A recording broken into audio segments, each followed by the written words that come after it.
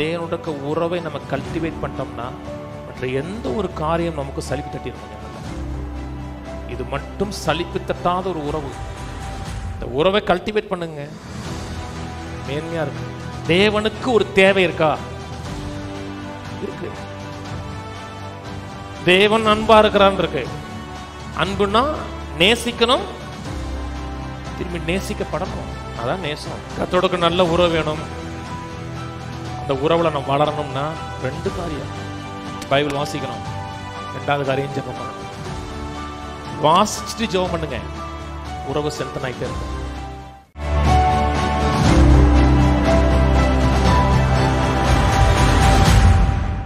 தேவனை அறிதல், ஜீவனுள்ள தேவனை அறிதல்ங்கிற தலைப்பில் பேசி வருகிறோம்.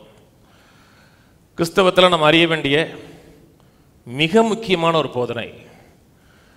இந்த போதனை அறியவில்லை என்றால் மற்ற போதனையை அறிகிறது வீணாக இருக்கும். இந்த போதனை தான் மற்ற எல்லா ஆசீர்வாதங்கள் நம்மளோட வாழ்க்கையில் வெளிப்படுவதற்கு கிறிஸ்து இந்த பூமியில் வந்ததன் நோக்கமாக இருக்கிறத இந்த ஒரு போதனை தான். இதுக்காக இந்த போதனையுடைய நிறைவேறுவதற்காக தான் இயேசு வந்தார். ஜீவனுள்ள தேவனை அறிவதற்காக வந்தார்.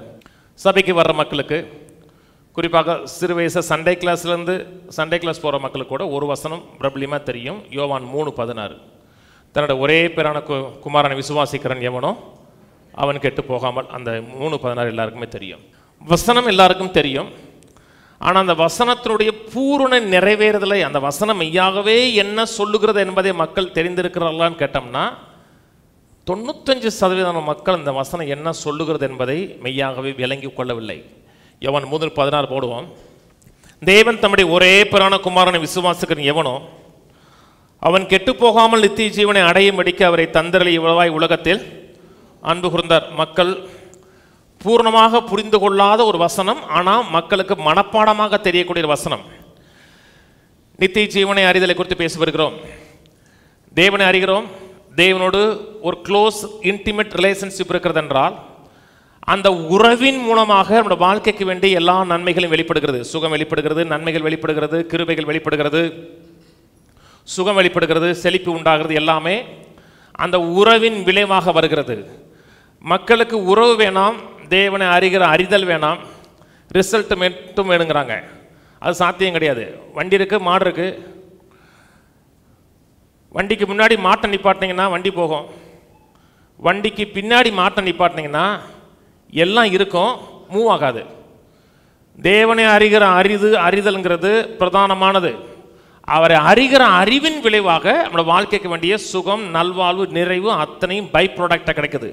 இந்த வசனம் என்ன சொல்லலன்னு சொல்லிடுறேன். யோவான் 3:16 என்ன சொல்லலன்னு சொல்றேன். தேவன் தம்முடைய ஒரே பேரான குமாரனை விசுவாசிக்கன் எவனோ அவன் கெட்டு போகாமல், நரகம் போகாமல், பரலோகம் போகும்படியாக அவரை தந்தரளி அன்பு கூர்ந்தார். அப்படி இந்த வசனம் சொல்லலை. அவன் கெட்டு போகக்கூடாது, நரகம் போகக்கூடாது, பரலோகம் போகணும், அதற்காக தன் குமாரனை கொடுத்தார் என்று இந்த வசனம் சொல்லலை. மக்கள் அந்த நித்திய ஜீவன் இருக்கு இல்லையா, நித்திய ஜீவனை அடையும்படிக்கு, நித்திய ஜீவனை அடையும்படிக்குன்னா மக்கள் நினைக்கிறாங்கன்னா நரகம் போகாமல் பரலோகம் அடையும்படிக்கு, அப்படி தான் அவங்க இன்டர்பிரட் பண்ணுறாங்க. நித்திய ஜீவன் என்றால் அவன் நித்தியமாக இருப்பான், நித்தியமாக தேவனோடு இருப்பான் அப்படின்னு சொல்கிறாங்க. நான் ஆரம்பத்தில் சொன்னேன், ஒரு மனிதன் இருக்கிறான், ரட்சிக்கப்பட்ட மனிதனோ ரட்சிக்கப்படாத மனிதனோ, அந்த மனிதன் சாவது கிடையாது. இந்த சரீரத்தை வெளியே போகிறான் என்றால் இயேசுவை சொந்த ரட்சகராக ஏற்றுக்கொண்டிருக்கிறான், அவருடைய பிள்ளையாக இருக்கிறான், ரத்தத்தால் கழுவப்பட்டிருக்கிறான் என்றால் தேவனுடைய சமூகத்தில் வாழக்கூடியவனாக இருப்பான். தேவனுக்கும் அவனுக்கும் எந்த தொடர்பு இல்லை, தேவனுக்கு விரோதமாக வாழக்கூடிய மனிதனாக இருப்பான் என்றால் நித்தியமாக நரகத்தில் இருப்பான், தேவன் இல்லாத இடத்துல இருப்பான். மனிதன் ஆவி, அவனை ஏதோ ஒரு இடத்துல வைக்கணும், அவனை அப்படியே உலாவ விட முடியாது. செத்த மனிதர்கள் காற்று இப்படி நம்ம சுற்றிட்டு வர்றது கிடையாது, அவள் ஏதோ ஒரு இடத்துல போய் இருந்துருவாங்க. அப்போ வருகிறதெல்லாம் அசுத்தாவிகள், அது செத்த மனிதர்கள் வருவது கிடையாது. மக்கள் நினைக்கிற ஒரு மதியமான காரியம் என்னென்னா, என் வாழ்க்கை நிறைய பிரச்சனை இருக்குது, போராட்டம் இருக்குது, நான் பேசாமல் தூக்கு பிடிச்சி செத்துலான் இருக்கேன். அதுக்கப்புறம் தான் உங்களுக்கு நிறைய பிரச்சனை இருக்குது. இந்த பிரச்சனையிலேருந்து எஸ்கேப் ஆகலாம் நினச்சிங்கன்னா இதை காட்டிலும் கொடிய பிரச்சனை அதுக்கப்புறம் நீங்கள் ஃபேஸ் பண்ணுவீங்க. ஏன்னா நீங்கள் சாகவே மாட்டீங்க, இந்த மண்டலத்தை விட்டு நீங்கள் வெளியேறிடுவீங்க. சில மக்கள் தப்பு பண்ணியிருக்கலாம், ஜெயிலுக்கு போகக்கூடாது, அதுக்காக சூசைட் பண்ணிட்டு நினைக்கிறாங்க. ஜெயிலை காட்டிலும் 1000 மடங்கு கொடிய இடம் தேவன் இல்லாமல் வாழக்கூடிய இடம். இந்த ஸ்பிரிட் உங்களை விட்டு வெளியே போனாலும் சாகவே சாகாது. நான் சொன்னது புரியுதுங்களா? எவ்வளோ பிரச்சனை இருந்தாலும் எவ்வளோ போராட்டம் இருந்தாலும் முதல்ல தேவனே அறிங்க. தேவனுடைய உறவுக்குள்ளே வந்தீங்கன்னா அந்த பிரச்சனையை ஃபேஸ் பண்ண முடியும்.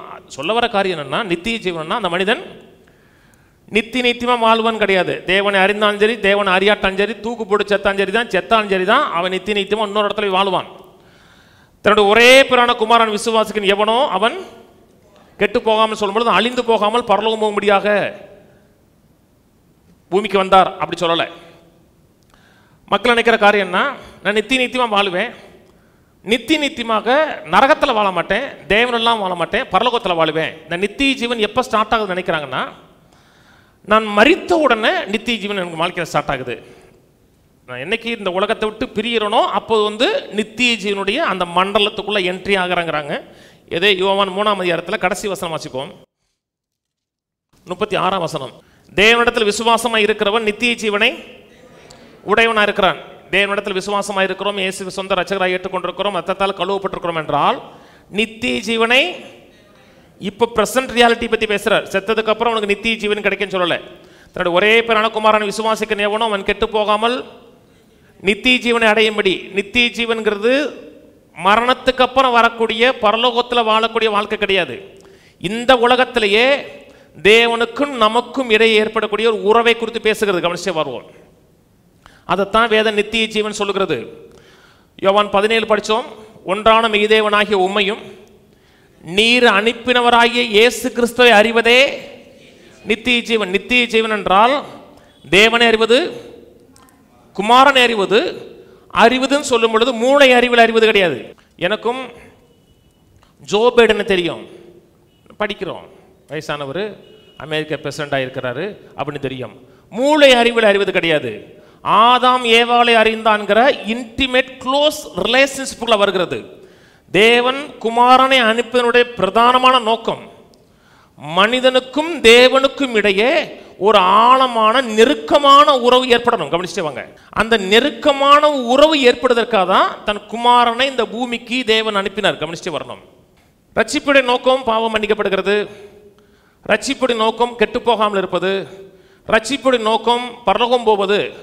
அவ்வளோதான். அப்படி நினைச்சிங்கன்னா நீங்கள் ரட்சிப்புடைய மெய்யான நோக்கம் என்ன என்பதை தெரியாமல் வாழ்கிறோன்னு அர்த்தம். தவா தான் விரும்புது, அதான் பேசுகிறது. நான் ரட்சிக்கப்பட்டிருக்கேன், நான் நரகம் போக மாட்டேன், பரலோகம் போவேன். நான் ரட்சிக்கப்பட்டது நோக்கம் நரகம் போகாமல் பரலோகம் போகிறதில்ல. ரட்சிக்கப்பட்டது நோக்கம் ஜீவனுள்ள தேவனோடு ஒரு க்ளோஸ் இன்டிமேட் ரிலேஷன்ஷிப்ல வாழ்றது. தேவனுக்கும் உங்களுக்கும் ஒரு நெருக்கமான உறவு இல்லை. ரட்சிக்கப்பட்டிருக்கீங்க, பட்டும்படாமல் வாழ்றீங்கன்னா உங்களுக்காக ஏன் வந்தாரு, எதுக்கு ரத்தம் சிந்தினாரு, எதுக்கு பாடுபட்டாருங்கிறத நோக்கம் நிறைவேறாமல் வாழ்கிறோம்னு அர்த்தம். செத்தா மோட்சம் போவோம், அதில் மாற்றுக்கிறது கிடையாது. ஆனால் அதுக்காக வரல. வந்ததுடைய பிரதானமான நோக்கம் நமக்கும் தேவனுக்கும் இடையே ஒரு ஆழமான நெருக்கமான உறவை ஏற்படுத்தி கொடுக்க தான் வந்தார். நான் சொன்னது புரியுதுங்களா? இந்த உறவு மக்கள் மத்தியில் இல்லாதனால, இந்த நெருக்கமான க்ளோஸ் உறவு இல்லாதனால இந்த உலகத்தில் அவர்கள் தாக்கத்தை ஏற்படுத்தி கொடுக்க முடியல. தேவனோட நெருக்கமான உறவு இருக்கிறது என்றால் சுகம் பை ப்ராடக்டாக பிறந்துடும். தேவனோட நெருக்கமான உறவு இருந்துச்சுன்னா செல்வம் இருக்கும், சமாதானம் இருக்கும், நிம்மதி இருக்கு, நிறைவு இருக்கும். ஆதி திருச்சபை அப்படி வாழ்ந்துச்சு. ஆதி திருச்சபை பரலோகமோடு நினைக்கல, தேவனோட இருக்க உறவை அவர்கள் மேன்மையாக நினைத்தார்கள். அந்த உறவை அவர்கள் திளைத்தார்கள். அதனால சுகம் உண்டாச்சு, நன்மை உண்டாச்சு, சந்தோஷம் உண்டாச்சு. இந்த காண்கிற உலகத்தில் ஒரு தாக்கத்தை ஏற்படுத்தினாங்க. ஆனால் நம்ம தாக்கத்தை ஏற்படுத்தலை. சபைக்கு வந்தோம், போனோம், தேவனோடு நெருக்கமான உறவு நமக்கு கிடையவே கிடையாது. முடிஞ்சா பைபிள் வாசிப்போம், முடிஞ்சா ஜெபம் பண்ணுவோம். தேவனை கூட ஒரு இன்டிமேட் ரிலேஷன்ஷிப் கிடையாது. ஏன் கிடையாது? சபையில் தான் போதிச்சாங்க. விசுவாசம் கேள்வினால் வரும், கேள்வி தேவனோட வார்த்தையை கேட்கறான். சபையில் என்ன போதிச்சாங்க? ரட்சிக்கப்படு, பாவம் மன்னிக்கப்படு, ரட்சிப்பு காத்துக்கோ, பரலோகம் போ. வேற என்ன சொன்னாங்க? வேற சொல்ல, தேவனை அறி, தேவனோட நெருக்கமான உறவுக்கு வா. தேவனோட நெருக்கமான உறவுக்குள்ள வர மாட்டாங்க. நீலாம் வரக்கூடாது, நாங்கள் தான் வரணுமாங்க. நாங்கள் தான் சொல்லிக் கொடுப்போம், நாங்கள் சொல்லிக் கொடுக்குற நீ கேட்கணும். ரட்சிக்கப்படுறது பிரதானமான நோக்கமே மனிதனும் தேவனும் நெருக்கமான க்ளோஸ் ரிலேஷன்ஷிப் வரும் பொழுது செல்வம், செழிப்பு, நிறைவு, நல்வாழ்வு அத்தனை வரும். அப்படி வாழ்ந்து நீங்கள் வெளியே போனீங்கன்னா சுவிசேஷத்துக்கு ஒரு தாக்கம் இருக்கும். அவனும் கவலைப்படுறான், நானும் கவலைப்படுறேன். அவனும் தரித்திரமாக இருக்கான், நானும் தரித்திரமாக இருக்கேன். அவனும் வியாதியாக இருக்கான், நானும் வியாதியாக இருக்கேன். அவன் வீட்லேயும் சண்டை, என் வீட்லேயும் சண்டை. சர்ச்சுக்கு வானா அவன் எதுக்கு வருவான்?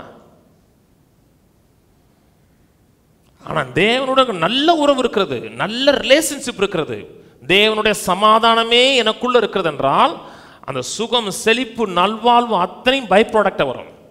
ரட்சிப்பின் நோக்கம் பாவம் மன்னிக்கப்படுவது கிடையாது. இருக்கா?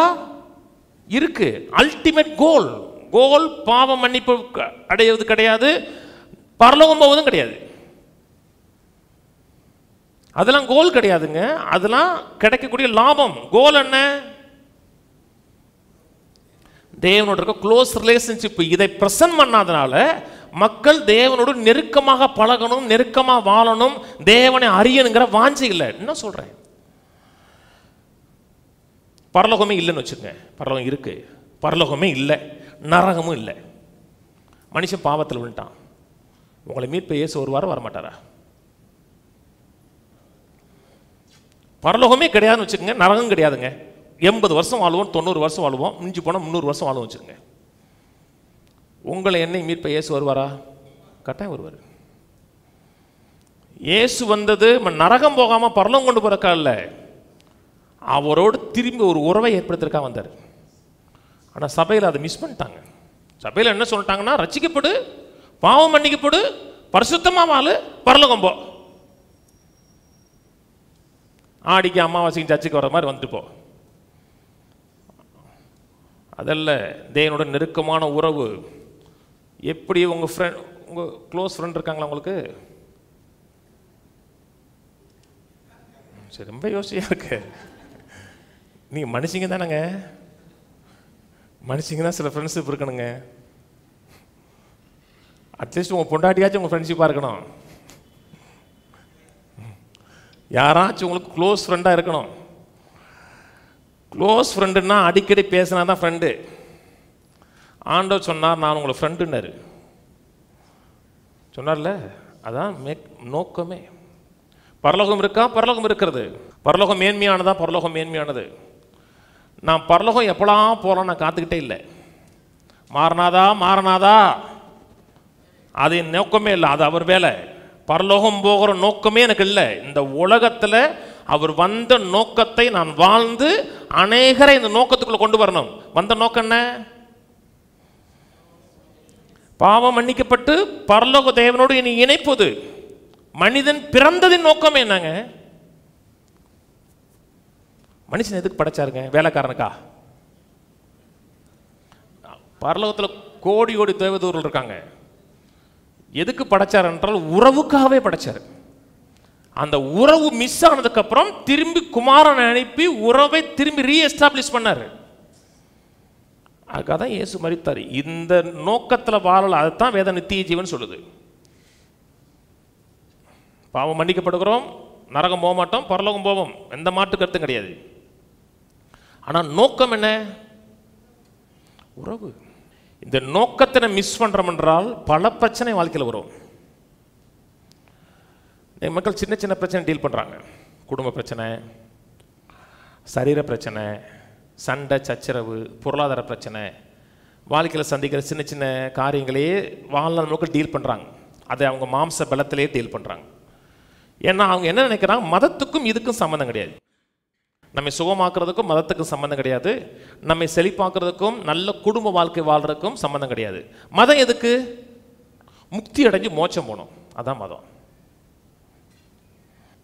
அன்றைக்கி ஒரு தம்பி சொன்னார், திருநெல்வேலி பக்கம் சாயர்புரம், அதே ஒரு ஏரியாவில், அந்த ஏரியாவில் சொல்கிறாரு, வாலிப வயதில் தாம்தும் நாடுவாங்களாம் அந்த ஊருக்காரங்க. ஆடுன்னு ஆடிட்டு வயசான காலத்தில் கோயில் பக்கத்தில் அந்த ஊருக்கு வீட்டில் செட்டில் ஆகிட்டு அந்த சுகமாகணும்னா அந்த கோயில் எண்ணெய் இருக்குது பார்த்தீங்களா, சுடு எண்ணெயை வச்சு தலைக்கு வாங்கலாம். அந்த ஒற்றையெல்லாம் இருக்குது பார்த்தீங்களா, ஒற்றை எடுத்து தண்ணியில கரைச்சு குடிப்பாங்களாம். இது இன்னைக்கு நடக்குங்கிறாரு அந்த ஊருக்கார் சொல்றாரு.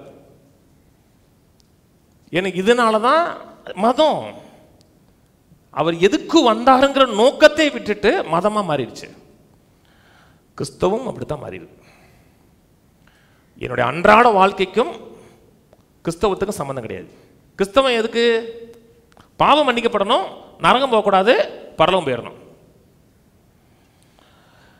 தேவன் அதுக்காக விலையேறப்பட்ட குமாரனை கொடுக்கல, அவரோடு ஒரு ஆழமான உறவுக்குள்ள நம்ம வருவதற்காக தான் குமாரனை கொடுத்தாரு. அந்த உறவுக்குள்ள வாங்க, குடும்பம் சந்தோஷமா இருக்கும். நீங்க சந்தோஷமா இருந்தா தான் உங்க மனைவியோட நீங்க சந்தோஷமா இருக்க முடியும். நீங்க சந்தோஷமா இருக்கணும்னா நீங்க தேவனோட உறவுல சந்தோஷமா இருக்கணும்.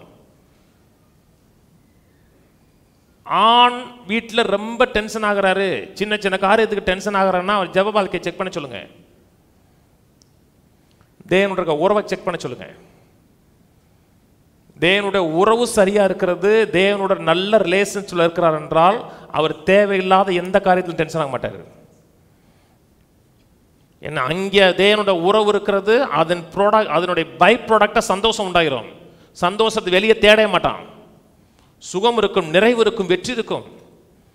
ஒரு தேவைன்னு வந்துச்சுன்னா என்னோட ரட்சிப்பின் நோக்கத்துக்கு நேரம் போவேன். ரட்சிப்பின் நோக்கம் என்ன? தேவனை அறிகிறது, தேவனோடு க்ளோஸ் இன்டிமேட் ரிலேஷன்ஷிப்ல வர்றது, அதான் ரட்சிப்பின் நோக்கம். ரட்சிப்பின் நோக்கம் பரலோகம் போறது இல்லைங்க. திருப்பி சொல்றேங்க, பரலோகம் போவீங்களா? போவோம், ஆனா நோக்கம் இல்லை, அது டெஸ்டினி அல்ல. பரலோகம் உங்க சொந்த ஊரா? தற்காலிகமா தான் சொந்த ஊரு, கொஞ்ச நாளைக்கு வச்சிருப்பாங்க. புதிய வானம் புதிய பூமி பிறந்த உடனே திரும்பி பட்டி விட்டுருவாங்க. அம்மா, பரலோகம் தேவனுடையது, பூமியோ மனிதனுக்கு கொடுத்தார். அது என்னன்னா டூரிஸ்ட் பிளேஸ், டிரான்சிஸ்ட் மாதிரி. இப்போ இங்கேருந்து பாம்பே போகிறோம், சரி, இங்கேருந்து அமெரிக்கா போகிறோம், மதுரையிலேருந்து பாம்பே, அதுக்கப்புறம் டிரான்சிஸ்ட் கொடுக்குறாங்க. டிரான்சிஸ்ட் கொடுக்கும்போது அடுத்த ஃப்ளைட்டுக்கு ஒரு இடத்துல வெயிட் பண்ணணும். என்னங்க, வெயிட் பண்ணதுக்கப்புறம் டைம் கொடுப்பாங்க. அது அடுத்த ஆயத்தமாகிற வரை உங்களை ரெஸ்டிங் பிளேஸில் வச்சுருப்பாங்க. அதுக்கப்புறம் பேக் டு பெவிலியன். அதனால் பரலோகத்தில் என்றைக்கு இருப்பேன், உங்களுக்கு வாழைய விட மாட்டாங்க, இங்கே வந்திருப்பாம்பாங்க. பரலோகம் நித்திய நோக்கம் அல்ல, நித்திய நோக்கம் தேவனுக்கும் நமக்கு இருக்கிற உறவு. அது ஆதி திருச்சபையில் மேன்மையாக நினச்சாங்க.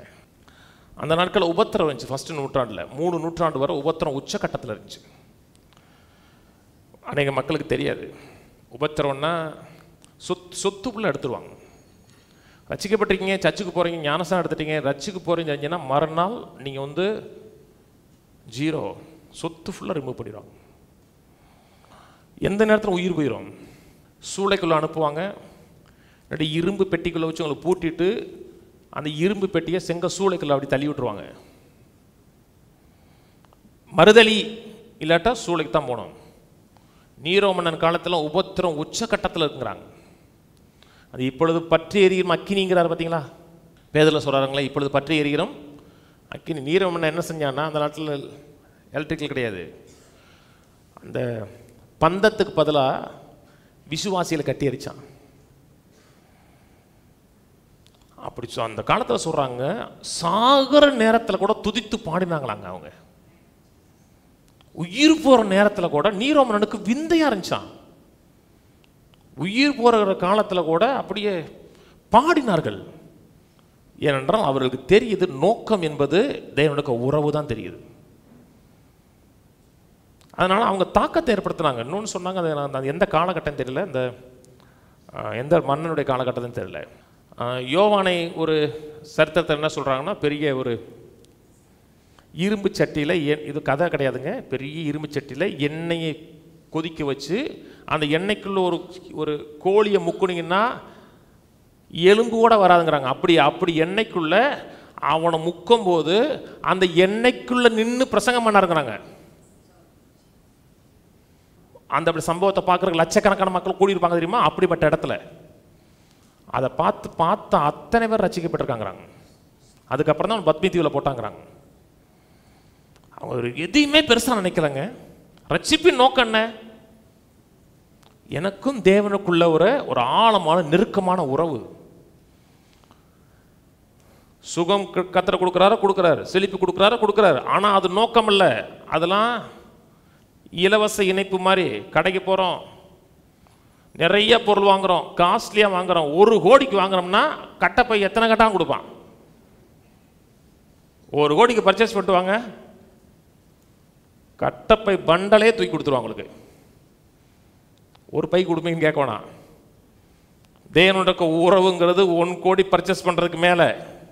சுகம், செழிப்பு, நல்வாழ்வு, நிறைவு, சமாதானம்லாம் குச்சி பை மாதிரி. குச்சி பைக்காக தொங்காதீங்க. வாசிப்போம். 1 யோவான் 1. தேவனோடு பழகுறோம், தேவனோட நல்ல நெருக்கமான உறவு இருக்கிறது. தேவனை அறிகிறோம், தேவன் நம்மை நேசிக்கிறார், நாம் அவரை நேசிக்கிறோம், அவர் நம்மோடு பேசுகிறார், நம்முடைய வாழ்க்கையில் அவர் அசைவாடுகிறார் என்றால் ஃபினான்சியல் பிரேக் த்ரூ பை ப்ராடக்டாக உண்டாகும். பணம் வேணும், தொழில் சிறக்கணும், போராடவே வேணாம். செய்ய வேண்டியதை முதல்ல வைங்க. முதல் காரியத்தை முதல்ல வைங்க. எது முதல்ல வைக்கணுமோ அது வைங்க. 2வது 3வது 4வதெல்லாம் தன்னால் வரும். 1 யோவான் 1. ஆதி முதல் இருந்ததும் நாங்கள் கேட்டதும் என் கண்களினாலே கண்டதும் நாங்கள் நோக்கி பார்த்ததும் எங்கள் கைகளினாலே தொட்டதுமாயிருக்கிற ஜீவ வார்த்தையை குறித்து உங்களுக்கு அறிவிக்கிறோம். ஒரு உபதேசத்தை அறிவிக்கிறேன்னு சொல்லலை, ஒரு டாக்டரின் அறிவிக்கிறோம். நீங்கள் எப்படி வாழ வேண்டுங்கிற சில கட்டளைகளை அறிவிக்கிறேன்னு சொல்லலை, ஒரு நபரை அறிவிக்கிறோங்கிறார். உபதேசத்தை அறிவிக்கிறேன்னு சொன்னாரா? நாங்கள் எங்கள் உபதேசம் என்ன என்பதை சொல்கிறேன். நாங்கள் உணர்ந்தது, கேட்டது, தொட்டது, நாங்கள் ஐக்கியம் கொண்ட ஒரு நபரை உங்களுக்கு சொல்கிறேங்கிறார். கிறிஸ்தவங்கிறது பொருள் இல்லைங்க. ஒரு குரூப் என்ன செஞ்சிட்டாங்கன்னா பாவம் மன்னிக்கப்படுது, பரலோகம் போயிட்டாங்க. இன்னொரு குரூப்பு புரும மெட்டீரியலிசத்துக்குள்ளே போயிட்டாங்க. சுகத்தை குறித்தும் செழிப்பை குறித்தும் நல்லா கவனி, இதெல்லாம் நான் போதிக்கிறேன். ஆனால் ஆணி வேறு அதை கிடையாது. நான் பல முறை சொல்லியிருக்கேன். ஒரு செய்தியுடைய கிறிஸ்தவ செய்தி சிலுவை, அவர் சிந்தின ரத்தம், பாடு, நோக்கம் தேவனை அறிவது, ரிசல்ட் செழிப்பு. நான் சொன்னது புரியுதுங்களா? இன்னொரு குரூப்பு மெட்டீரியலிசமாக போயிட்டாங்க. தேவனா செழிப்பு, சுகம், நல்வாழ்வு, அந்த குரூப் போயிடுச்சு. இன்னொரு குரூப்பு பாவம் மன்னிப்பு, பரலோகம். நடுவில் ரோடை விட்டுட்டாங்க. ஒரு பக்கம் அந்த பக்கம் போயிட்டாங்க, ஒரு இந்த பக்கம் போயிட்டாங்க, ரோடை மிஸ் பண்ணிட்டாங்க. கீழே 2. அந்த ஜீவன் வெளிப்பட்டது, பிதாவினிடத்தில் இருந்ததும் எங்களுக்கு வெளிப்பட்டதுமான நித்தியமாக இருக்கிற அந்த ஜீவனை நாங்கள் கண்டு அதை குறித்து சாட்சி கொடுத்து அதை உங்களுக்கு அறிவிக்கிறோம். நீங்களும் எங்களோட ஐக்கியம் உள்ளவர்களாகும்படி நாங்கள் கண்டும் கேட்டும் இருக்கிறதை உங்களுக்கு அறிவிக்கிறோம். எங்களுடைய ஐக்கியம் பிதாவோடும் அவருடைய குமாரனாய் இயேசு கிறிஸ்துவோடும் இருக்கிறது. என்ன டீச் பண்றோம்? பாவம் மன்னிக்கப்படும், பரலோகம் போகும், அதை டீச் பண்ணல. எங்களோட ஐக்கியப்படுங்கிறார். கவனிங்க, எங்களோட ஐக்கியப்படுங்க. எங்கள் ஐக்கியம் பிதாவோடும் அவருடைய குமாரனாகிய கிறிஸ்துவோடும் இருக்கிறது. எங்களோடு ஜாயின் பண்ணுங்க. நாங்கள் அவரோட ஜாயின் பண்றோம், மொத்தமாக அவரோட இணைவோங்கிறார். இதுதான் கிறிஸ்தவத்தினுடைய கோல், ரட்சிப்பினுடைய கோல். பாவம் மன்னிக்கப்பட்டிருக்கிறது, பரலோகம் போவேன், கோல் அல்ல. கோல் என்பது பிதாவோடும் அவருடைய குமாரனாகி இயேசு கிறிஸ்துவோடு இருக்கக்கூடிய ஐக்கியம். நரகம் போகாமல் தப்பிச்சிட்டேன். தேவனுடைய உறவை கம்பேர் பண்ணும் பொழுது நரகம் போகாமல் இருப்பது அவ்வளவு முக்கியமான காரியம் ஒன்றும் கிடையாது. கவனிங்க, தேவனுடைய உறவே இல்லை, ஐக்கியமே இல்லை. நீங்க பரலோகம் போய் என்ன போறீங்க?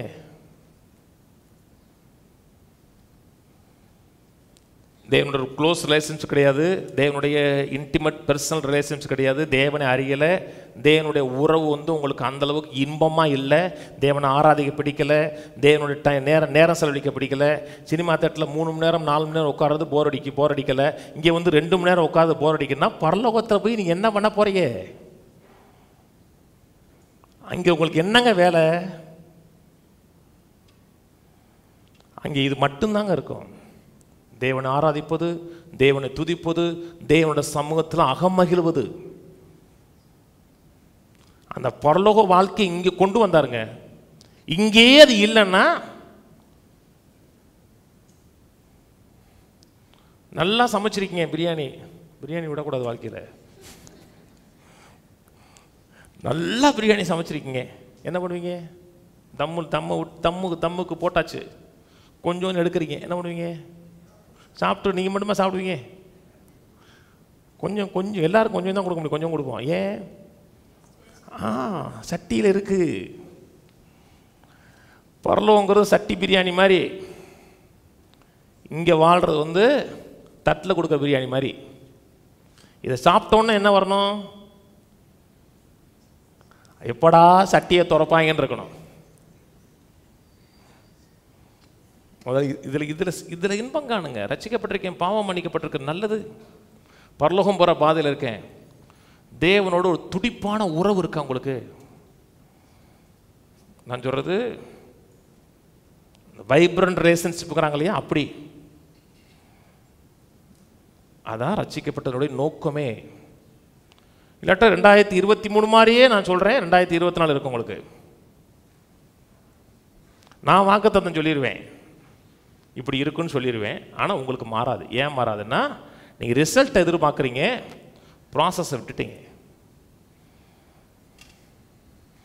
இப்படி மாறுமா? கட்டாயம் மாறும். ஆனால் எது முக்கியம்? தேவனுடைய உறவு, அதான் பிரதானமானது. சொல்றார், எங்களோட ஐக்கியம் பிதாவோடும் குமாரனாகி கிறிஸ்துவோடும் இருக்கிறது. அதுக்காக தான் கிறிஸ்து வந்தாருங்க. அநேக மக்கள் நினைக்கிறது என்னன்னா, நான் பாவி, அவர் என்னை படைச்சவர், அதனால் என்னை மீட்பதற்காக வந்தார். அவருக்கு பொறுப்பு இருக்குது. என்ன படைத்தவருங்கிறது ரெஸ்பான்சிபிலிட்டி இருக்குது. யார் மேனுஃபேக்சர் பண்ணாங்களோ அவங்க தான் சரி பண்ணக்கூடிய பொறுப்பு இருக்குது. அப்படித்தானே? குழம்பு கெட்டு போச்சுன்னா யார் சரி பண்ணணும்? குழம்பு வச்சவங்க தான் சரி பண்ணணும். புரியறக்கா சொல்கிறாங்க?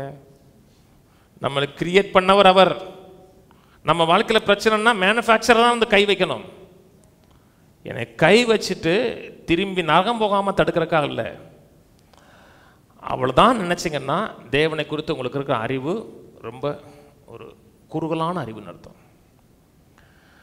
தேவன் விரும்பினது ஏதேன் தோட்டத்தை திரும்பி கொண்டு வர விரும்பினார். அதனோட மெயின் எஜெண்டா ஏதேனை திரும்பி கொண்டு வந்துடணும்.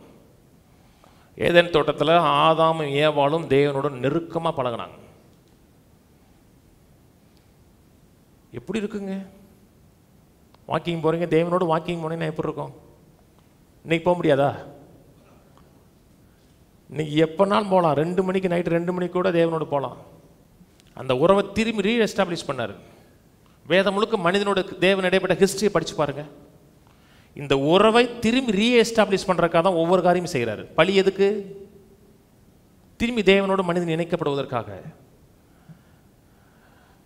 அந்த அந்த ஆசை ஒரு மனதில் இருந்துகிட்டே இருந்துச்சுங்க. மக்கள் தான் மிஸ் பண்ணாங்க.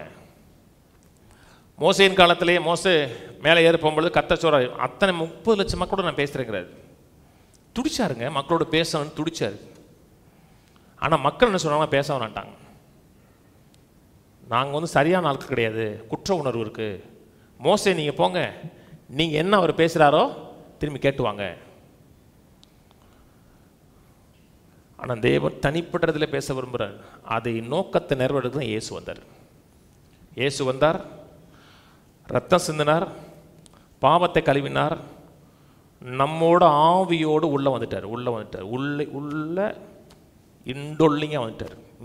இங்கே இருக்கிறாரா? சர்வ வல்லமை தேவன், வானத்தை பூமி படைச்ச தேவன் உள்ள இருக்கிறார். இந்த உறவை கல்டிவேட் பண்ணுகிறோம் என்றால் டிரான்ஸ்ஃபர்மேஷன் கொஞ்சம் கொஞ்சமாக நடந்துகிட்டே இருக்கும். மக்கள் சொல்கிறாங்க இல்லையா, நான் தனிமையாக இருக்கேங்கிறாங்க இல்லையா. தனிமையாக இருக்கேன், யாரும் ஒரு ஃபோன் பண்ணி கூட ஏன்னு கேட்குறதுக்கு நாதி இல்லை, என்னத்தை வாழ்ந்துன்னு இருக்கு. எனக்கு அப்படி சொல்லும் போது எனக்கு வினோதமாக இருக்குது. எனக்கு நான் இருந்திருக்கேங்க, தனிமையாக இருந்திருக்கேன். அப்போ என் கையில் செல்ஃபோன் கிடையாது, சாதாரண டப்பா ஃபோன் கூட கிடையாதுங்க. 2 வருஷமாக, முதல் மினிஸ்ட்ரியில் ஆரம்பத்தில் 2 வருஷம் டப்பா ஃபோன் கூட கிடையாது. பழகிறதுக்கு ஆத்துமாக்களும் கிடையாது. ஆத்துமாக்கள் இருந்து 4 பேர் தான். 2 வருஷம் வரும்போது தான் 20 பேர் இருந்தாங்க. நான் இருக்கிற வீடு எப்பவுமே பூட்டியிருக்கும், எப்பவுமே பூட்டியிருக்கும், திறந்தே இருக்காது. தனி வீட்டுக்குள்ளே தனி ஆளாக இருப்பேன். ஒரு நிமிடம் கூட நான் கவலையாவோ மனசோர்வாக இருந்தது கிடையாது. 1 செகண்ட், நான் சொல்கிறேன் 1 செகண்ட் சதா அவர்கிட்ட பேசுவேங்க. அந்த அந்த அந்த காலம் இன்னும் எனக்கு கிடைக்காதன்னு போல இருக்கும். சதா பேசுவேன், நைட்டு பேசுவேன், நைட்டு 1 மணி வரை படிப்பேன், பைபிள் வாசிப்பேன். எனக்கு தனிமைனா என்ன தெரியாது. தனித்திருந்தேன், ஆனால் தனிமையாக இல்லை. தனிமையை உணர்கிறோம் என்றால் தேவனை நேசிக்கிறார், எனக்காக ஒருத்தர் இருக்கிறார், என்னுடைய உறவை ஒருத்தர் இயங்குகிறார் என்பதை நாம் அறியாமல் இருக்கணும் அர்த்தம். மனசோர்வாக இருக்குது, கவலையாக இருக்குது, பதட்டமாக இருக்குது, எதிர்காலத்தை குறித்து நிச்சயம் இல்லாமல் இருக்குன்னா இந்த ரட்சிப்புடைய நோக்கத்தை மிஸ் பண்ணிட்டீங்க. ரட்சிப்புடைய நோக்கம் என்ன? தேவனோட பேசுவது. பரலோகம் போவது கிடையாதுங்க, தேவனோட பேசுவது. அதெல்லாம் இருக்கு, பரலோகம் இருக்குது, நரகம் போக மாட்டோம், அதெல்லாம் இருக்கு. அந்த ரட்சிப்புடைய ரியல் கோரை மிஸ் பண்ணிட்டோம்.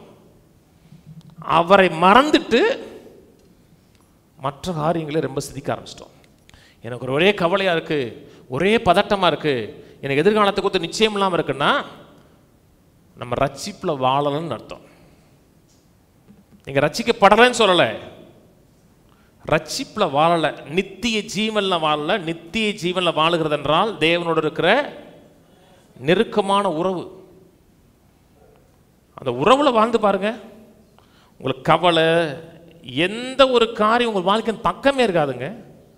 நிறைவெல்லாம் வாழலாம், சந்தோஷமாக வாழலாம், இந்த உலகத்தில் ஒரு தாக்கத்தை ஏற்படுத்தக்கூடிய ஆட்களாக வாழலாம். இந்த உறவை எந்த ஒரு காரியத்தில் கம்பேர் பண்ண முடியாதுங்க. நீங்கள் மக்கள் சொல்கிறாங்களே, என்னைய இப்படி பேசிட்டாங்க, எனக்கு வந்து நிம்மதியே இல்லை, எனக்கு வந்து தூக்கமே போச்சு. 2-3 நாளைக்கு முன்னாடி ஒரு கிளிப்பிங்ஸில் ஒரு ஆள் திட்டி எழுதியிருந்தார். ஏதோ திட்டி எழுதியிருந்தார் சும்மா. அப்போ சும்மா அது பார்த்தா அது ஒரு சேனலுக்குள்ளே போச்சு. சேனலுக்குள்ளே போனால் அது ஒரு பாஸ்டர், ஏதோ ஒரு விசுவாசி, ஒரு சாதாரண மனுஷனா ஒன்றும் சொல்ல மாட்டேன், ஒரு ஊழியக்காரவர். உடனே ஃபோன் அடிச்சிட்டேன், ஐயா நீ திருந்து அப்படின்னு எழுதியிருக்கீங்களே, நான் எந்த விஷயத்தில் திருந்துன்னு சொல்லுங்க, நான் திருந்திக்கிறேன். சாதாரண ஆள்லாம் கண்டுக்க மாட்டேன், இக்னோர் பண்ணிடுவேன். கெட்ட வார்த்தையில் பேசுவாங்க, குடும்பத்தையே பேசுவாங்க, அதெல்லாம் கண்டுக்க மாட்டேன். பாஸ்டர் எழுதியிருக்கிறார், ஐயா நான் திருந்தணுமே, எந்த விஷயத்தை சொல்லுங்கள், திருந்திக்கிறேன். நான் பஸ்ஸில் வந்துக்கிட்டு இருக்கேன், இறங்கி கூப்பிட்றேன்னாரு. இறங்கி கூப்பிட்டாரு, கமெண்ட்ஸ் போட்டிருக்கீங்களே, நான் எதில் திருந்தணும்னு சொல்லுங்கண்ணே. நான் இப்போ டயர்டாக இருக்கேன், இப்போ பேச முடியாது, 2 நாள் கழித்து பேசுகிறேன்னாரு. சரி வச்சுங்கன்ட்டேன். அப்புறம் ஒரு 2 மணி நேரம் கழித்து பார்த்தோம்னா அந்த கமெண்ட்ஸ் போயிடுச்சு. 10:45 திரும்பி கூப்பிட்டாரு, ஏன் மன்னிச்சுக்குங்க, மனசார மன்னிச்சுக்குங்க, உங்களை நோவு அடிச்சு தான் மன்னிச்சுங்கன்னாரு. நான் என்ன பேசுகிறேன்னே பார்க்காம மனம் திரும்ப சொல்லியிருக்காரு. சொல்லுங்கண்ணே, நான் உங்கள் பிரசங்கத்தெல்லாம் கேட்டுக்கிறேன், கேட்டுட்டு சொல்கிறேன்னாரு. அப்போ அதுக்கு ஏன் எழுதுனீங்க, ஒன்றுமே கேட்காம எழுதுற? நான் எதுக்கு நான் பேசுகிறேன்னா, ஐயா உங்களுக்கு நைட்டு நிம்மதி போயிடும் இல்லையா, உன்னைய பற்றி ஐயா நினச்சிக்கிட்டு இருக்கேன். நான் எவ்வளவே காரியங்களை பேசுவாங்க, அதை நான் சூஸ் பண்ணினேன்னா நான் ரட்சிப்பினுடைய நிறைவில் மிஸ் பண்ணுறேன்னு அர்த்தம். என்னென்னமே பேசுவான், போய் பிச்சை எடுமா நீ, இதெல்லாம் கேட்டேன்னா நான் நிம்மதியில் வாழ முடியுமா? சொன்னவன் கையை பாருங்க, ஆணி இருக்கான்னு பாருங்க, காலை பாருங்க, ஆணி இருக்கான்னு பாருங்க, விழாவில் குத்துனது இருந்துச்சுன்னா கவலைப்படுங்க. இது எதுவுமே அவன்கிட்ட இல்லைன்னா அவன் உங்களோட ரட்சகர் கிடையாது. மக்கள் இன்னைக்கு மனுஷ உறவை பெருசாக நினைக்கிறாங்க. மனுஷன் சொல்லிட்டான். மனுஷன் சொல்லுகிறது உங்களை காயப்படுத்துகிறது என்றால் அவர்களை நீ முற்றிலுமாக சார்ந்திருக்கிறீங்கன்னு அர்த்தம். சிலத்தை காயப்படுத்தும், ஆனால் தேவன் இருக்க உறவை நீங்கள் பெருசாக நினச்சிங்கன்னா, அவங்களை சாராமல் வாழுகிறீர்கள் என்றால் அது உங்கள் வாழ்க்கையில் பெரிய ஒரு காயத்தை ஏற்படுத்தி கொடுக்காது. தேவனோட போகிறோம், தேவனோட உறவை கல்டிவேட் பண்ணுகிறோம்னா இது சாதாரண மேட்டராக இருக்கும். சிந்திக்கிறது கூட நேரம் இருக்காது அதெல்லாம். ஏன்னா சூஸ் பண்ணுறோம், ரட்சிப்பில் வாழுகிறோம்னா அதான் அர்த்தம். யார் சொன்னதையும் சட்டை பண்ணாமல் அவர் சொல்கிறத மட்டும் சட்டை பண்ணுகிறோம், மேன்மையாக நினைக்கிறோம், ரட்சிப்பு வாழ்றோன்னு அர்த்தம். ரட்சிக்கப்பட்ட நோக்கம் என்ன? அவர் செல்வத்தை கொடுப்பார், நிறைவே கொடுப்பார், பொருளாதாரத்தை கொடுப்பார், அதெல்லாம் கொடுக்குறார். நோக்கம் என்ன? தேவனோட பழகிறது. நல்லா கவனிங்க. உங்களுக்கு பிள்ளை இருக்குது, எனக்கு 2 பிள்ளைகள் இருக்குது. 2 பிள்ளைகள் தேவைக்கு மட்டும் என்கிட்ட வருது. இப்போ தேவைக்கு தான் வரணும், வேறு வழி இல்லை. நான் தான் சம்பாதிக்கலை, என்னன்னாலும் நான் தான் வாங்கி கொடுக்கணும். வளர்ந்துட்டாங்க, தேவைக்கு மட்டும் என்கிட்ட வராங்க, என்கிட்ட பேச மாட்டாங்க, அம்மாட்ட பேச மாட்டாங்க, குடும்பத்தில் நேரமே செலவழிக்க மாட்டாங்க, போய் நண்பர்கள்ட்ட விடி சுற்றுவாங்க, சாயங்காலம் வந்து தூங்குவாங்க, நல்லா சாப்பிடுவாங்க, படுப்பாங்க, காலைல ஊர் சுற்றுவாங்க. காலையில் காசு கொடுங்க, காசை வாங்கி கொடு, அம்மாட்ட கொடுத்தாச்சு. என் இருதயம் வேதனைப்படாது? படுமா படாதா? படும். தேவன் நம்ம என்ன கேட்டாலும் கொடுக்குறாரு, எந்த மாற்று கருத்தும் கிடையாது. ஆனால் தேவன் விரும்புகிறது உறவு. மக்கள் ஜெபத்துக்கு போகிற நேரம்லாம் என்னங்க? மக்கள் ஜெபிச்சிங்களான்னு கேட்டிங்கன்னா ஜெபிப்பேன். எப்போ ஜெபிப்பேன்னு கேட்டோம், நைட்டு ஜெபிப்பேன். எவ்வளோ நேரம் ஜெபிப்பீங்க நைட்டு? வெட்டை விரிச்சாச்சு, பாயை போட்டாச்சு, 10 மணி ஆச்சுன்னா நன்றி அப்பா, பகல் முழு காத்ததுக்கா நன்றி அப்பா, நல்ல சுகத்தை கொடுக்குறக்கா நன்றி அப்பா, அவ்வளோதான். உறவு, நித்திய ஜீவனா உறவுங்க. அந்த உறவுல திளைக்கிறதுங்க. நான் அவருக்காக செய்கிறதை பார்க்கலும், நான் செய்கிற ஊழியத்தை பார்க்கலும் அவரோட உறவு முக்கியம். சிலத்தை நானே மிஸ் பண்ணுவேன். அதை மீட்டிங் நிறையா இருக்குன்னா ஜெபம் குறைஞ்சிரும். ஆனால் கான்சியஸ்னஸ் இருக்குங்க, கான்சியஸ்னஸ் இருக்கும். நான் பிரசங்கம் எடுக்கும்போது நான் யாரை பற்றி சிந்திக்க மாட்டேன். கான்சியஸ்னஸ் இருக்கும், கர்த்தரோட கான்சியஸ்னஸ் இருக்கும். அவர் என்கிட்ட பேசுறது இருக்கும், ஆனால் நான் அவர்கிட்ட பேசுறது இருக்காது. உறவுங்கிறது 2-வே கம்யூனிகேஷன். பிள்ளைகள்கிட்ட பேசிகிட்டு இருக்கீங்க, பிள்ளை அப்படி உங்களே பார்த்துட்டு இருக்கு, ஒன்றுமே பேசாது. எப்படி இருக்கும் உங்களுக்கு? எனக்கு நிறைய வரும். பேசணும்ல. சபையில் அது இந்த விட்டுட்டாங்க அப்படியே. சபையில் ஒரு காலம் என்ன சொன்னாங்கன்னா, ஒரு பிரபலியமான பாட்டு இருக்கு, வெறுங்கையாக பரலோகத்தில் நின்றுடேன். வெறுங்கையாக பரலோகம் வரமாட்டேன்னு பாட்டு இருக்கு தெரியுமா? ஆனால் அவங்க நோக்கம்னா எப்படியாவது ஒருத்தனுக்கு காஸ்பல் சொல்லிடணும், ஒருத்தனுக்கு எப்படியாவது சொல்லிடணும். எப்படினாலும் என்னால் ரசிக்கப்பட்ட இந்த ஒருத்தர் இருக்கான், வெறுங்கையோடு வரல. நான் போனேன், சொன்னேன், அவன் வந்துட்டான். எதுக்கு சொன்னோம்?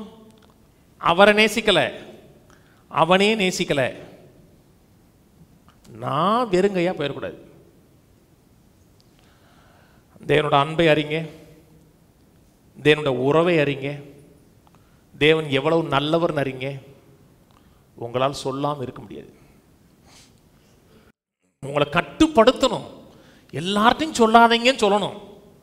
அவன்கிட்ட சொல்லாத பிரச்சனை பண்ணுவான் அப்படின்னு சொல்லணும். ஏன்னா வாய் துடிக்கும். ஏன்? தேவனுடைய உறவு ஐக்கியம், வாய் துடிக்கும், சொல்லாமல் இருக்க முடியாது. அன்றைக்கி திருச்சி போனேன், நம்ம ஃப்ளாரினை பார்க்குறக்கா போனேன். வர்றவுள்ள அங்கே சீப் அண்ட் பெஸ்ட்டு பிரியாணி இருக்குது, 30 ரூபாய்க்கு 65 தராங்க. இப்போ சொல்கிறேன்னா ஏன்?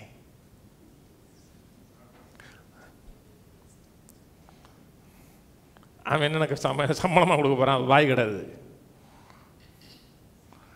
ஒரு காரியத்தை நீங்கள் அனுபவிச்சிட்டிங்கன்னா உங்களால் சொல்லாமல் இருக்கவே முடியாது. கட்டுப்படுத்தணும், சொல்லக்கூடாதுன்னு கட்டுப்படுத்தினா தான் கட்டுப்படுத்த முடியும், இல்லாட்டா சொல்லுவோம். நித்திய ஜீவன் என்றால் தேவனுடைய உறவு. அதுக்காக தான் கர்த்தர் உறவை ஏற்படுத்தினார். கணவன் மனைவி உறவு இருக்குது. சில பெண்கள் சின்ன வீடு இருந்தால் கூட அந்த வீட்டை பெர்ஃபெக்டாக அழகாக வச்சுருப்பாங்க தெரியுமா?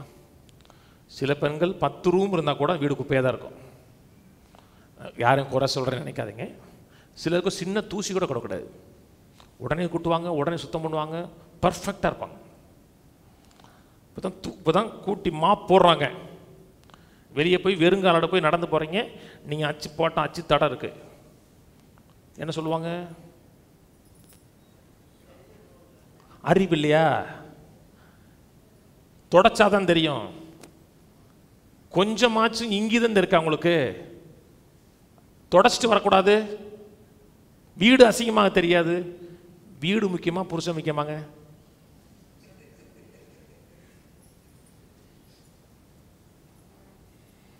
அந்த வீட்டை துடைக்கிறதுக்கு உங்களுக்கு கல்யாணம் பண்ணியிருக்கா? அந்த புருஷனோட இருக்க உறவுக்கு அவங்க கல்யாணம் பண்ணியிருக்கா? வீடை துடைக்கிறதுக்கு 2000 ரூபாய்க்கு ஆள் கொடுத்தா வந்துட்டு தொடச்சிட்டு போயிடும். எது முக்கியம்? நீங்கள் செய்கிற வேலையை பார்க்கலாம், உங்களுக்கு கனவோட இருக்க உறவு தான் முக்கியம். பழைய ஏற்பாடு பலிகளை கத்த சொல்றாரு, உன்னுடைய பலிகள் எனக்கு நாற்றம் எடுக்கிறதுனர். ரிச்சுவல் கரெக்டாக இருக்கு, பலி செலுத்துறான், ஓய்வு நாளில் இவ்வளோ தூரம் தான் நடக்கணும், அதெல்லாம் எல்லாமே பெர்ஃபெக்ட். ஆனால் உறவு இல்லை. செய்கிற செயலை பார்க்கலாம், தேவனுடைய இருக்க உறவு முக்கியம். நான் கொடுக்கிற பணத்தை பார்க்கலாம், தேவனுடைய உறவு முக்கியம். நான் செய்கிற ஊழியத்தை பார்க்கலாம், தேவனுடைய உறவு முக்கியம். அதான் முக்கியம். நீங்களும் நானும் அவருக்கு முக்கியம். பணம் முக்கியமா, அவர் நீங்க முக்கியமாங்க? நீங்க தாங்க அவருக்கு முக்கியம். தேவன் நம்மை அளவு கடந்த விதத்தில் நேசிக்கிறான்னு சொல்லல, அளவு இல்லாமல் நேசிக்கிறார். அளவில்லாமல் என்ன நேசிக்கிறார்? அளவில்லாமல் ஒருவர் நேசிக்கிறார்னா எப்படி வாழ்றோம்? அந்த நேசத்தை ரெஸ்பாண்ட் பண்ணணும். திரும்பி ரெஸ்பாண்ட் பண்ணுறோம், அதன் விளைவாக செயல் வருகிறது, அதன் விளைவாக மாற்றம் வருது. ஒரு பையனை பார்த்து, பைபிள் வாசியா, ஜெபம் பண்ணையா, காணிக்க கொடுத்தியா, சோத்திரம் போட்டையா, நீங்கள் சொல்ல சொல்ல செய்கிறான்னா அவனுக்கு தேவனுக்கு உறவு மேன்மையாக தெரியலன்னு அர்த்தம். கிரிக்கெட் மேட்ச் போடுறாங்க, கிரிக்கெட் மேட்ச் பார்த்தியா சொல்கிறோமா? போது எது ப்ரையாரிட்டி? நல்லா கவனிங்க. தேவனுடைய உறவை நம்ம கல்டிவேட் பண்ணிட்டோம்னா, நான் உணர்ந்து சொல்கிறேன் சில விஷயங்கள்லாம், மற்ற எந்த ஒரு காரியம் நமக்கு சலிப்பு தட்டிடும் கொஞ்ச நாளில். கிரிக்கெட் சலிப்பு தட்டிடும், கபடி சலிப்பு தட்டிடும். இது மட்டும் சலிப்பு தட்டாத ஒரு உறவு. இந்த உறவை கல்டிவேட் பண்ணுங்க, மேன்மையாக இருக்குங்க. வந்து ஆராதிக்கிறோம், ஆராதனைங்கிற செயலை பார்க்கலாம். என்னுடைய அந்த உள்ளத்தில் இருக்க எண்ணம் அவருக்கு முக்கியம். உண்மை உயர்த்துகிற ஆண்டவரே, உண்மை உயர்த்துகிற ஆண்டவரே, உயர்த்துகிற ஆண்டவரே, உயர்த்துகிற ஆண்டவரேன்னு சொல்லலாம். ஆனால் உள்ள வந்து இட்லி சாப்பிட்ணும் ஆண்டவரே, இட்லி சாப்பிட்ணும் ஆண்டவரே, பூரி சாப்பிட்ணும் ஆண்டவரேன்னு இருக்கும். ஆனால் இங்கே உயர்த்துகிற ஆண்டவரே, உயர்த்துகிற சோத்திரம் செயல் இருக்கு. இது இங்கே ஜாயிண்ட் ஆகலை. அவருக்கு ஃபீலிங் இருக்கு தெரியுமா? தேவனுக்கு ஃபீல் பண்ணுறாருங்க. ஃபீல் பண்ணுறாரா? ஆவியானவர் துக்கப்படுகிறான்னு இருக்கா, அப்படின்னா என்ன ஃபீலிங்? நீ அவர்கிட்ட போய் ஆண்டவரே நேசிக்கிற ஆண்டவரே, மெய்யாவே நேசிக்கிறேன்னா அவர் ஃபீல் ஆவார். உறவுல ரொம்ப முக்கியம் என்னங்க? ஃபீலிங் முக்கியங்க. ஃபீலிங்லேயே வாழக்கூடாது, ஆனால் ஃபீலிங் முக்கியம். அப்போஸ்தலர் 13 சொல்லுது தமிழில், அவர்கள் ஆராதனை செய்துன்னு இருக்கும். நான் ஆங்கில பைபிளில் தே ஆர் மினிஸ்டர் டு லார்ட்னு இருக்கும். அவர்கள் தேவனுக்கு ஊழியம் செய்தார்கள் இருக்கும். தேவனுக்கு ஊழியம் தமிழில் தான் கரெக்டாக ஆராதனை செய்தார்கள் இருக்கு. தேவனுக்கு ஒரு தேவை இருக்கா? இருக்கு. தேவன் அன்பா இருக்கிறான் இருக்கு. அன்புனா நேசிக்கணும், திரும்பி நேசிக்கப்படணும். அதான் நேசம். பிள்ளைக்கு நிறைய பொருள் வாங்கி கொடுக்குறீங்க, போக போக செய்கிறது கிடையாது. பிள்ளைய வந்து கட்டி பிடிச்சி, எங்கள் அப்பா செல்ல அப்பான்னா எப்படி இருக்கும் உங்களுக்கு? என்ன நம்ம திரும்பி கட்டி பிடிக்க சொல்லாது, ஆனால் சிலதை நடிக்கிங்க சொல்றதுக்காக. உள்ளத்திலிருந்து சொன்ன ஒரு இன்பம் இருக்காதா? கர்த்தர் செய்த நன்மைகளுக்காக நன்றி சொல்லுங்க. ஆண்டவரே சுகம் கொடுத்ததுக்காக நன்றி, என்னை வாழ வச்சதுக்காக நன்றி, எனக்கு நிறைவை கொடுத்ததுக்காக நன்றி, என் வாழ்க்கையில் ஏராளத்தை கொடுத்ததுக்காக நன்றி. மெய்யாவே நன்றி சொல்லுங்க. மேலும் உங்கள் வாழ்க்கையில் தேவன் கொடுப்பதற்கான வாசல் இருக்கும். ஏன்னா அந்த அந்த அந்த மோடுக்குள்ளே வர்றீங்க. நீங்கள் அவரை அறியும் பொழுது ரிசல்ட் வந்துகிட்டே இருக்கும். கர்த்தர் எனக்கு என்ன செஞ்சாருங்கிறாங்க, எல்லாம் செஞ்சுருக்காருங்க. சுகம் கொடுத்துருக்காரு, வெற்றி கொடுத்துருக்காரு, நல்வாழ்வு கொடுத்துருக்காரு. சோத்திரம் பண்ண உறவை கல்டிவேட் பண்ணுறோம். உறவின் விளைவாக நம்ம விரும்புகிற அத்தனை நன்மைகளும் கிடைக்கும். நான் சொல்கிறது ஒன்றும் இல்லை, அத்தனை நன்மைகளும் கிடைக்கும். செல்வம் கிடைக்கும், நிறைவு கிடைக்கும், சந்தோஷம் இருக்கும், கவலை இருக்காது, பயம் இருக்காது. எல்லாம் பயமும் கவலையும் போயிடுச்சுன்னா பெற்றுக்கொள்ளக்கூடிய காரியம் ரொம்ப ஈஸியாக இருக்கும். தடை இல்லாமல் எளிதாக பெறலாம். கவலைப்படுறோம், பல காரியங்களை குறித்து பயப்படுகிறோம்னா உறவுல நம்ம இல்லைன்னு அர்த்தம். உறவுல வாழ்ந்து பாருங்க. என் பிள்ளைகள் 2 பேர் இருக்காங்க, இது வரைக்கும் அவங்க ஒரு நாள் கூட கவலைப்பட்டு பார்த்தது இல்லைங்க. ஒரு நாள் கூட கவலைப்பட்டோ பயப்பட்டோ எதிர்காலத்தை குறித்து கூட சிந்திக்க மாட்டாங்க. அதான் எனக்கு கஷ்டமாக இருக்கும். கொஞ்சமாச்சு எதிர்காலத்தை கொஞ்சம் பிளான் பண்ணுங்களான்னு. ஏன்னா ஒரு ஆள் இருக்கார், அந்த ஆள் பார்த்துக்குவார்.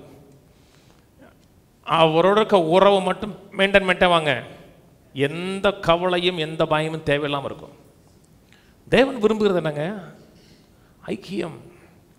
ஐக்கியம், நேரம் செலவழிக்கிறது, அந்த உறவுல சந்தோஷப்படுகிறது. அந்த உறவுல சந்தோஷப்பட்டீங்கன்னா உள்ளத்தில் ஒரு நிறைவு இருக்கும், மகிழ்ச்சி இருக்கும். அந்த மகிழ்ச்சி இருந்துச்சுன்னா சுகம் தன்னால் வரும். மன மகிழ்ச்சி நல்ல ஔஷதம். நல்ல மன மகிழ்ச்சியாக சந்தோஷமாக இருந்தீங்கன்னா பாடி தன்னால் சுகமாகும். மக்களுக்கு ரிசல்ட் பிடிக்குது, ஆனால் ஸ்பிரிச்சுவல் ட்ரூத் தெரியாது. சுகமாகணும், ரிசல்ட் பிடிக்குது. ஸ்பிரிச்சுவல் ட்ரூத் தேவனுடைய உறவு, அந்த உறவின் மூலமாக ஒரு சந்தோஷம், அதன் விளைவாக நிறைவு உண்டாகும். நீ உலகத்திலே அதிகமாக ரொம்ப நாட்கள் வாழுகிறது ஜாப்பனீஸ் தான். நிறைய நாள் வாழ்கிறாங்க, 100 ரொம்ப பேர் அடிக்கிறாங்க. உடனே நம்ம மக்கள் நிறைய நாள் வாழ்கிறாங்கன்னு மனதில் வர்ற முதல் கண்ணு என்ன வரும்? ரொம்ப நாள் ஜாப்பனீஸ் வாழ்கிறாங்களா என்ன மனசில் வரும்? சும்மா சொல்லுங்க, என்ன சாப்பிட்றாங்க, என்ன சாப்பிட்றாங்க? மீன் சாப்பிட்றாங்க, சோறு சாப்பிட்றாங்க. நமக்கு என்னன்னாலும் என்ன வரும்னா, என்ன சாப்பிட்றான், என்ன எக்ஸசைஸ் பண்ணுறான். இப்போ 2வது மகன் கொஞ்ச நாளாக எக்ஸசைஸ் பண்ணுறான். எக்ஸசைஸ் பண்ணுற முடியல, இப்படி இப்படி வச்சு பார்க்குறான், கண்ணாடிக்கு முன்னாடி அப்படி பார்க்குறான். தப்பு கிடையாது, செஞ்சுட்டு பார்க்க வேண்டியதான். அவனுக்கு அந்த அந்த ஆசை கொடுத்து ஒரு பையன், அவளோட ஆஜானுபாகம் இருப்பார் ஆள். நான் சொன்னேன், அவரை பார்த்து அதை செய்கிற, ஆனால் அந்த பையனுடைய ஸ்பிரிச்சுவல் நடவடிக்கையை பார்த்தியா நீ? அவன் எக்ஸசைஸ் பண்ணுறதை காட்டும் ஸ்பிரிச்சுவல் ஆக்டிவிட்டீஸில் பையன் டாப்பாக இருப்பார். மக்கள் எப்பவுமே எதுலன்னா, என்ன உணவு, என்ன எக்ஸசைஸு. உங்களோட நல்வாழ்வில் உணவும் எக்ஸசைஸும் வெறும் 25% மட்டும்தாங்க. நீங்கள் சாப்பிட்ற சாப்பாடும் எக்ஸசைஸும் ஒன்லி 25% மட்டும்தான். 75% தேவன் இருக்க உறவு, சமாதானம், நிம்மதி, நிறைவு. நல்லா எக்ஸசைஸ் பண்ணுங்க, நல்ல ஆர்கானிக் ஃபுட்டாக சாப்பிடுங்க, கம்ப்ளீட் பிளான் ஃபுட்டாக சாப்பிடுங்க. ஆனால் கவலையோடும் கண்ணீரோடு இருங்க. எக்ஸசைஸ் பண்ணும்போதே போயிட்டா இருப்பாங்க, வருது இல்லைங்க. நல்வாழ்வுக்கு அடிப்படை ஸ்பிரிச்சுவல் ட்ரூத். ஜாப்பனீஸ் நிறைய நாள் இருக்கான். காரணம் தெரியுமா? அவன் ஒரு பிரின்சிபல் கடைப்பிடிக்கிறான், தகப்பனையும் தாயும் கணம் பண்ணுவான். தெரியுமா உங்களுக்கு? அவங்க முன்னோர்களை தெய்வமாக கும்பிடுவாங்க. நீங்கள் தெய்வமாக கும்பிட வேணாம், ஹானர் பண்ணுங்க. எது முக்கியமாக அதை முதல்ல வைங்க. தேவனுடைய உறவை கல்டிவேட் பண்ணுங்க, தேவனுடைய டைம் ஸ்பெண்ட் பண்ணுங்க. நோக்கம் பணம் அல்ல, நோக்கம் செல்வம் அல்ல, நோக்கம் நித்திய ஜீவன். தேவனை அறிந்தீங்கன்னா அவர் கையில் இருக்க அத்தனை உங்கள் வாழ்க்கையில் கொடுக்கப்பட்டுக்கிட்டே இருக்கும். கையில் ஏராளம் இருக்கு. சங்கீதத்தில் வசனம் சொல்லுது, நீ உம்முடைய கையை திறக்கிறீர், ஃபுல்லாக பிளஸ்ஸிங் இருக்கு. அந்த சகல ஜீவன்களையும் ஆகாரத்தினால் திருப்தியாக்குறீன் இருக்கு பார்த்தீங்களா? உங்களுடைய கையை நீ திறக்கும் பொழுது ஃபுல்லாக பிளஸ்ஸிங்ஸ் இருக்கு. அவருடைய உறவை கல்டிவேட் பண்ணுங்க. அவர் கையை திறந்தார்னா ஃபுல்லாக பிளஸ்ஸிங் இருக்கும். பாவம் மன்னிக்கப்பட்டிருக்குமா? மன்னிக்கப்பட்டிருக்கோம். எதுக்கு? பாவம் தான் தேவனுக்கு நமக்கு இருக்க உறவுல தடையா இருந்துச்சு. தடையை நீக்கியாச்சு. அப்புறம் உறவை கல்டிவேட் பண்ணணும். மதுரைக்கு போகிற ரோடு பிளாக் ஆயிடுச்சு. பிளாக் ரிமூவ் பண்ணிட்டாங்கன்னு என்ன செய்யணும்? போக வேண்டிய லக்கு தேவனை அறிகிற அறிவு. அதுக்காக தான் பாவத்தை மன்னிச்சிருக்காரு. தேவனோட நெருக்கமாக பழக விரும்புறீங்களா? சும்மா கேட்டு போக வந்தீங்களா? நெருக்கமாக பழக விரும்புகிறீங்க, தேவனை அறிய விரும்புகிறீங்க, தேவன் உங்களோடு பேசணும், தேவனோடு நீங்கள் பேச விரும்புகிறீங்களா? முதல் காரியம், தேவன் நம்மோடு பேசணும், நான் அவரோட பேசணும். தேவன் நம்மோடு பேச வேண்டும் என்றால் முதல்ல இந்த பைபிள்கிட்ட நேரம் செலவழிங்க. செய்ய வேண்டிய முதல் காரியம், கர்த்தர் உங்களோட 4 மணி நேரம் பேசினா நல்லா இருக்குமா? என்னை விட்டுருங்க, கர்த்தரே 4 மணி நேரம் இங்கே பேசுகிறார், எப்படி இருக்கும்? 4 மணி நேரம் பைபிள் வாசிங்க, கர்த்தரே உங்கள்கிட்ட பேசுவார், பக்கம் பக்கமாக பேசுவார். கர்த்தரோட நல்ல உறவு வேணும். அந்த உறவில் நம்ம வளரணும்னா 2 காரியம். 1 காரியம் பைபிள் வாசிக்கணும், 2வது காரியம் ஜெபம் பண்ணணும். வாசிச்சுட்டு ஜெபம் பண்ணுங்க, உறவு ஸ்ட்ரென்தன் ஆகிட்டே இருக்கும். ஒரு உறவு பேசுகிறோம், எல்லார்ட்டையும் பேசுகிறோம், சிலர்கிட்ட பேசணுங்கிறக்கா பேசுகிறோம், விரும்பி பேசலை, பேசணுங்கிறக்கா பேசுகிறோம். வேலை பார்க்குறோம், வேலை பார்க்குற இடத்துல அவங்க விரும்புகிறோமோ விரும்பலையோ பேசணும். அக்கா நல்லா இருக்காங்களா, அண்ணன் நல்லா இருக்காங்களா, சாப்பிட்டீங்களா, பிள்ளைகள்லாம் எப்படி இருக்கு, அதை நம்ம விரும்பலை, பேசணும். குடும்பத்தில் விரும்புகிறோமோ விரும்பலையோ பேசணும், ஏன்னா ஒன்றா இருக்கோம் இருக்குல்ல. அந்த உறவை நம்ம ரொம்ப விரும்பலை, ஆனால் பேசணும். ஒரு கஸ்டமர் வராரு, பேசணும், விரும்பலை, பேசணும், பேசினியாங்கக்கா பேசணும், அது ஒரு காரியம். இன்னொரு காரியம் விரும்பி பேசுறது. கடமைக்கு பேசுறது வேற, விரும்பி பேசுறது வேற. 4 பேர் உட்காந்து பேசிட்டு இருக்கோம், ஒருத்தருக்கு அப்படியே நெளிக்கிறாரு, என்ன பிரதர் போகணுமான்னு. ஆமாம் சார் போகணும். அப்போ போங்க. இல்லை நான் இருக்கேன். ஆனால் இருக்க விரும்பலை, போகிறாருன்னா போயிடணும், ஏன்னா அவருக்கு இருக்க விரும்பலை. நான் சொன்னதே பொறுங்களா, எல்லாமே தேவன் செய்கிறது விருப்பத்தின் அடிப்படையில் தான் செய்கிறார். என்னங்க கட்டாயம் ஜெபம் பண்ணுமா? விருப்பத்தின் அடிப்படையில் ஜெபம் பண்ணோம். வேண்டா விருப்பா ஒரு 1/4 மணி நேரம் தேவனுடைய த்ரோன் ரூமில் போய் இப்படியே அலைஞ்சிக்கிட்டு இருந்தீங்கன்னா, இப்போ எனக்கே ரொம்ப வெறுப்பாக இருக்குது, போயிருப்பாரு. கட்டாயம் காணி கொடுக்கணுமா? விருப்பம் இல்லாமல் கொடுத்தா கொடுக்கக்கூடாது. விசனமாயம் அல்ல, விருப்பம் இல்லாமல் கொடுக்க வேண்டுங்கிறக்கா கர்த்தர் எதுவுமே விரும்பலைங்க. ஒரு காலத்தில் ஒரு காரியம் சொன்னாங்க, அந்த ஸ்தோத்திர பலின்னு இருக்கு பார்த்தீங்கன்னா, உதடுகளின் பலிகள் ஆகிய ஸ்தோத்திர பலி. நீங்கள் ஆங்கில பைபிள் படித்தா சாக்ரிஃபைஸ் ஆஃப் பிரைஸ்ன்னு இருக்கும். ஆங்கில பைபிள் படித்து பார்த்தீங்கன்னா உதடுகளின் பலின்னு சொல்லும் பொழுது சாக்ரிஃபைஸ் ஆஃப் பிரைஸ்ன்னு இருக்கும். எப்படி சொன்னாங்கன்னா, உனக்கு துதிக்க விருப்பம் இல்லாட்டா கூட சாக்ரிஃபைஸ் பண்ணி துதினாங்க. கர்த்தர் விரும்ப மாட்டார். விருப்பம் இல்லாமல் எதையுமே செய்யக்கூடாதுங்க.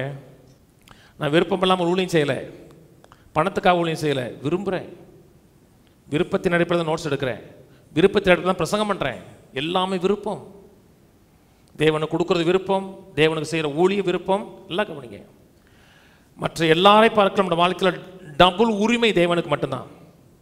சிருஷ்டித்தவர், அந்த விதத்தில் உரிமை. 2வது காரியம், நம்மை மீட்டெடுத்தவர். ரெண்டு விதத்துலையும் நமக்கு டபுள் உரிமை அவருக்கு ஒருத்தர் தான் இருக்கு. அப்படி இருந்து ஃபோர்ஸ் பண்ண மாட்டார். விரும்பி ஆராதி, விரும்பி எனக்காக வாழும்பார். அவர் நான் கேட்கறது எதுக்கு பேசுகிறேன்? ஒரு விருப்பத்தை தூண்டுறேன். தேவனோட சமூகத்தில் வாழ்ந்த விருப்பம் உங்களுக்கு அதிகரிக்கணும். அதிகரிக்குதா? ஒருத்தட்ட பழகணும்னா 3 காரியம். ஒருத்தர் நேரம் செலவழிக்கணும்னா 3 காரியம் முக்கியமாக அவசியம். ஒன்று, பேசணுங்கிறதுக்காக பேசுறது, விரும்பி பேசுகிறோம் இல்லையா, 3 காரியம் முக்கியம். நான் எதை விரும்புகிறோன்னா அதை அவர் விரும்பணும். அப்போ தான் ஒரே அக்ரிமெண்ட் இருந்தால் தான் அந்த உறவு வந்து ஸ்ட்ரென்த்தனாக இருக்கும். ஆமோஸா சொல்கிறார், இருவர் ஒருமிக்கவில்லை என்றால் எப்படி ஒருமித்து நடந்து போவார்கள் இருக்கு. நானும் தேவனும் நடக்கணும் என்றால் அவர் விரும்புவதை நான் விரும்பணும், நான் விரும்புறதை அவர் விரும்ப மாட்டாருங்க. அவர் மாதிரி தான் நான் மாறணும். நான் சொன்னது புரியுதுங்களா? என்ன மாதிரி அவர் மாற மாட்டார், நாம தான் மாறணும். நான் மாறணும்னா இதை நான் படிக்கணும். அவருக்கு எது பிடிக்குன்னு அதை பார்க்கணும், எது அவருக்கு பிடிக்காதுன்னு பார்க்கணும், எதுக்கு அவர் ப்ரையாரிட்டி கொடுக்குறான்னு பார்க்கணும், எதுக்கு முன்னுரிமை கொடுக்கலன்னு பார்க்கணும். பார்த்துட்டு 2 பேரும் க்ளோஸ் ரிலேஷன்ஷிப்பில் வரணும்னா என்னுடைய எண்ணமும் அவருடைய எண்ணமும் ஒரே அலைன்மெண்ட்டில் வரணும். அப்போ தான் நேரம் செலவழிக்க முடியும். என்னங்க, நான் என்னுடைய விருப்பம் வேறு, உங்களுடைய விருப்பம் வேறுன்னா ரொம்ப நேரம் செலவழிக்க முடியாது. அவர் விருப்பம் தான் ஃபைனல், என் விருப்பம் ஃபைனல் கிடையாது. என்னை எங்கே போச்சாலும் இங்கே போகணும், என்ன செய்ய சொல்ல செய்யணும், அதான் அவருடைய விருப்பம். 2வது காரியம், ஒருத்தட்ட பழகணும்னா அவருக்கு ஒருத்தர் எனக்கு வியப்பு இருக்கணும்.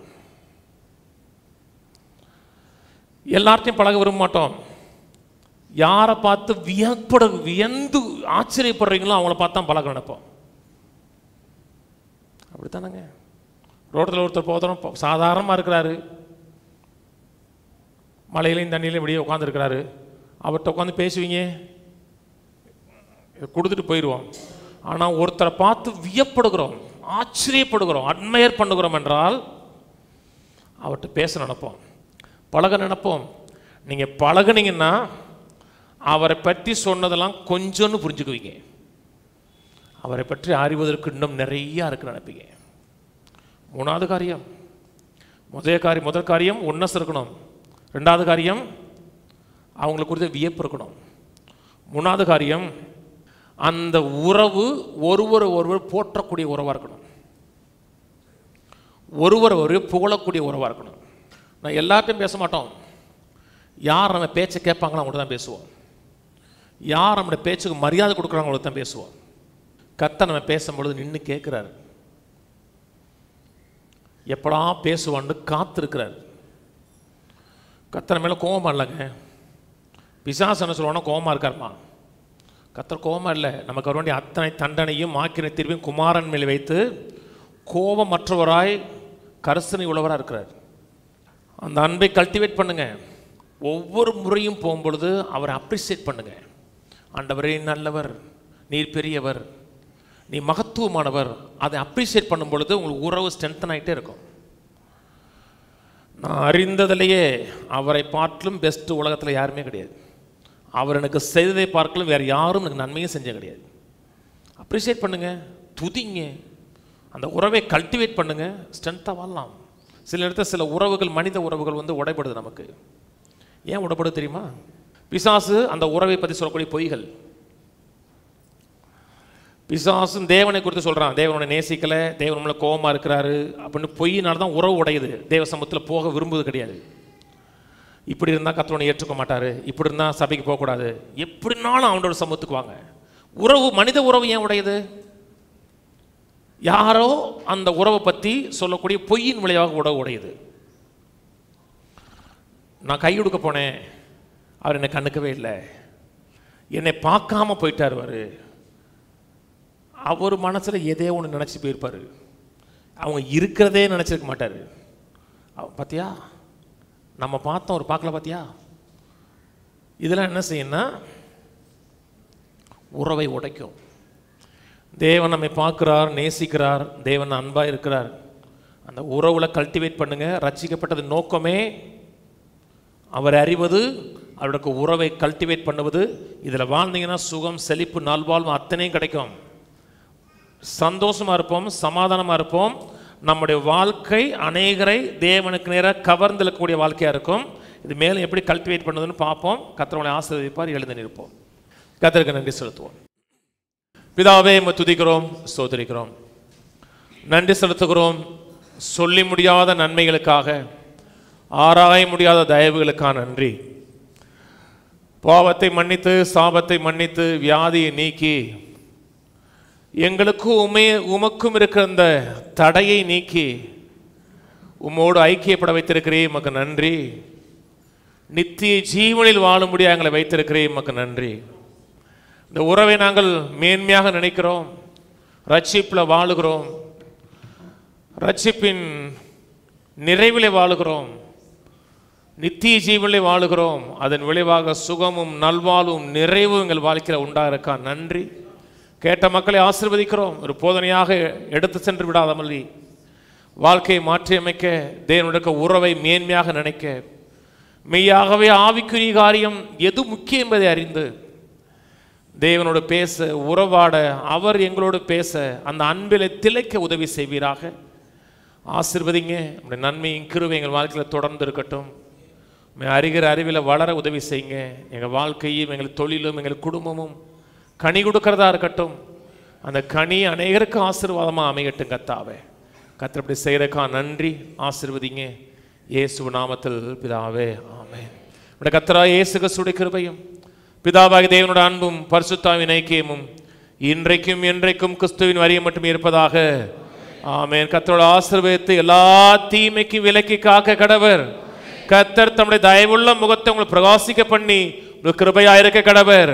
கர்த்தர் தம்முடைய முகத்தை பிரசன்னமாக்கி எல்லையெங்கும் சமாதான கட்டளையிட கடவர். கர்த்தரோட ஆசீர்வதித்து ஜீவனோடு சுகத்தோடு தீர்க்காயுசோடு ஒரு குறைவில்லாமல் அவருக்கு உறவின் மூலமாக நிறைவோடு வாழ வைப்பாராக. ஆமென், ஆமென், ஆமென்.